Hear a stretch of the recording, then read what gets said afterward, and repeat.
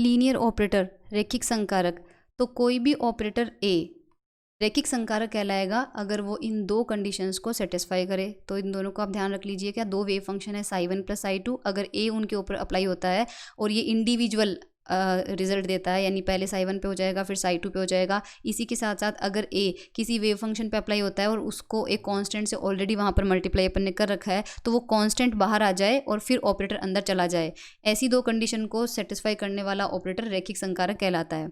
इन दोनों कंडीशन को मिला के अगर एक कंडीशन के रूप में लिखें तो साथ में इस तरह से लिख सकते हैं, यानी C1 की जगह साई 1 की जगह C1 साई 1, C2 साई 2, जहाँ C1 C2 कांस्टेंट है।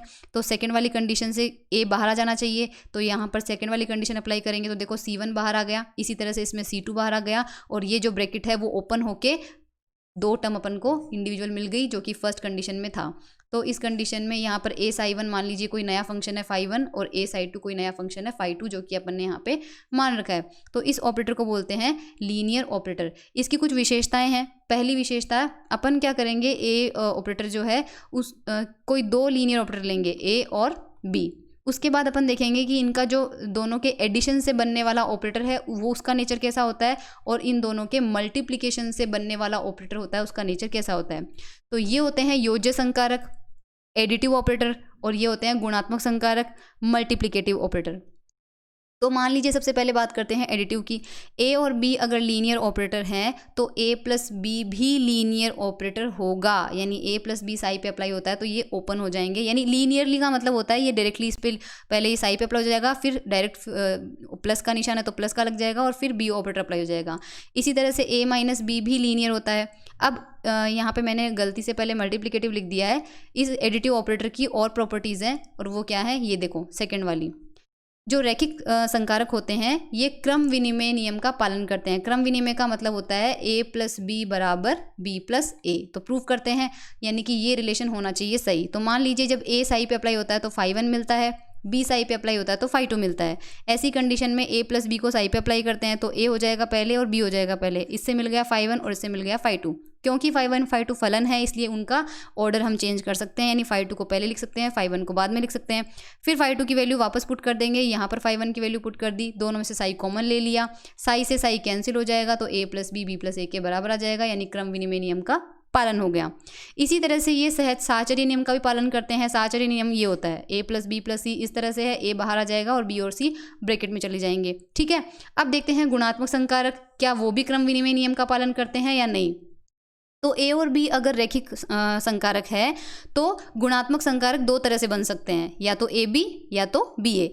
तो लेकिन ये दोनों समान नहीं होते हैं, ये प्रूव करेंगे अपन। तो ए बी को नाम दे देते हैं सी ऑपरेटर और बी ए को नाम दे देते हैं डी ऑपरेटर, इन्हें हम कहते हैं गुणात्मक संकारक। तो सबसे पहले सी साई का रिजल्ट देखते हैं। सी का मतलब है ए बी। ध्यान रखना ऑपरेटर जब अप्लाई होता है तो जैसे ये फलन लिखा हुआ है साई, तो इसके सबसे पास में कौन सा है बी, तो बी ही पहले इस पे अप्लाई होगा, तो बी साई पे अप्लाई हो गया। ठीक है, और मान लीजिए कि बी साई पे जब अप्लाई होता है तो उससे हमें कोई फंक्शन नया मिल गया फाई। जैसा कि मैंने आपको बताया था कोई भी ऑपरेटर किसी फलन पे अप्लाई होता है तो उस फलन को बदल देता है। तो बी साई से हमें क्या मिल गया फाई, और फिर हमने ए को अप्लाई किया तो ए फिर से फाई को बदल देगा और मान लीजिए हमें मिल गया एफ। अब हम डी अप्लाई करते हैं, तो डी में पहले बी था फिर ए था, तो पहले ए साई पे अप्लाई होगा।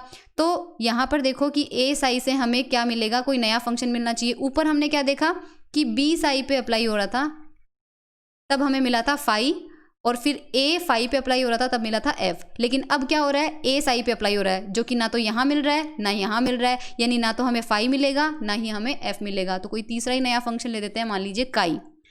फिर ये जब बी काई पे अप्लाई हो रहा है तो ये भी हमें कहीं पर नहीं मिल रहा ऊपर, तो इसको भी नया फंक्शन मान लेते हैं जी, क्योंकि ऊपर वाले रिजल्ट में एफ मिला नीचे वाले में जी मिला, विच आर नॉट इक्वल। इसका मतलब सी और डी इक्वल नहीं है, और सी था ये और डी था ये, यानी कि क्रम विनिमय नियम का पालन नहीं करते हैं कौन, गुणात्मक संकारक। जबकि एडिशन में हमने देखा था कि ए प्लस बी और बी प्लस ए बराबर आए थे, यानी एडिशन में तो क्रम विनिमय का पालन होता है लेकिन मल्टीप्लिकेशन में नहीं होता है। ठीक है, ये कंडीशन हमने पढ़ी ली थी।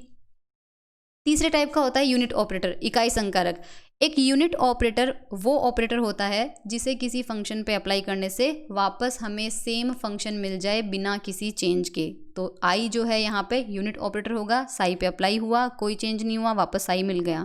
ऐसे कंडीशन में ये अगर किसी रैखिक संकारक के साथ में आता है तो जो रिजल्ट मिलेगा वो कुछ इस तरह से मिलेगा। आई ए के साथ में चाहे लेफ्ट से लगो चाहे राइट से लगो, क्योंकि वो 1 से ही मल्टीप्लाई करता है तो वापस हमें ए ऑपरेटर ही मिल जाएगा। एक होता है नल या ज़ीरो ऑपरेटर। ये ऐसा ऑपरेटर होता है जिसे किसी भी फंक्शन के साथ में अप्लाई कर दो आंसर ज़ीरो ही आएगा। तो अगर किसी भी लीनियर ऑपरेटर के साथ में ये आता है तो चाहे वो लेफ्ट से आए चाहे वो राइट से आए, क्योंकि ज़ीरो का मल्टीप्लिकेशन करेगा तो आंसर हमारे पास क्या आएगा, ज़ीरो ही आएगा। तो ये था पूरा लीनियर ऑपरेटर के बारे में।